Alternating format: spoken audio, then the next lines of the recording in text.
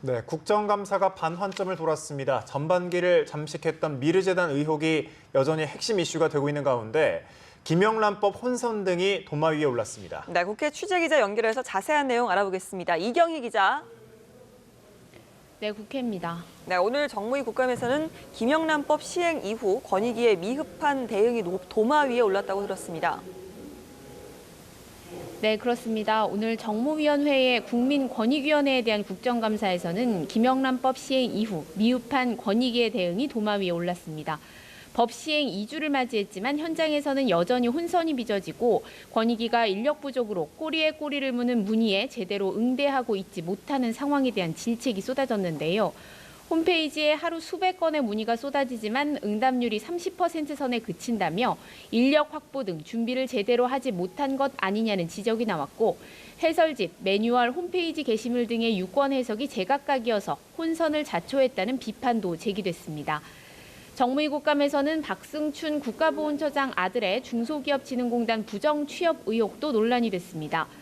국민의당 박선숙 의원은 박 처장의 아들이 2012년 중진공에 입사 지원한 국가유공자 자녀 13명 중 최종 합격한 4명에 포함됐고 특히 박 처장의 아들 명단에는 부친이 누구인지 알 수 있도록 하는 메모가 달려 있었다면서 감사원 감사를 요청했습니다. 미르, K스포츠재단 의혹을 놓고도 곳곳에서 충돌이 이어졌는데요. 야권은 최순실, 차은택 씨 등을 증인으로 채택하는 데 소극적인 여당을 비판하며 공세의 고삐를 더 바짝 쥐고 나섰습니다. 이에 여당은 야당의 정치 공세용, 허위 폭로용 국감 증인 채택에는 결코 협조할 수 없다면서 무책임한 정치 공세를 중단하고 정책 국감에 나설 것을 촉구했습니다. 여야는 오는 21일로 예정된 국회 운영위원회에서는 우병우 청와대 민정수석의 출석을 놓고 충돌을 예고하고 있습니다. 야당은 우병우 수석은 물론 미르재단과 관련한 안종범 정책조정수석의 출석까지 압박할 태세지만 여당은 통상 기관 증인이 채택되고 회의 하루 이틀 전에 불출석 사유를 제출해왔고 이번에도 똑같을 것이라고 차단막을 쳤습니다. 예, 당정이 태풍 대책 관련 협의회를 갖고 오늘 중으로 특별 재난 지역을 선포하는 방안을 적극적으로 추진하기로 했다고요.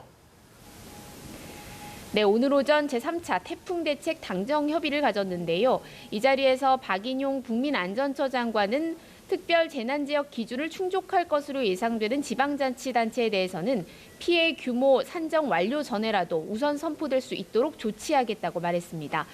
박 장관은 그러면서 신속한 피해 복구를 위해 지난 6일 특별교부세 80억 원을 긴급 지원했고 재난지원금을 선지급 조치했다고 설명했는데요.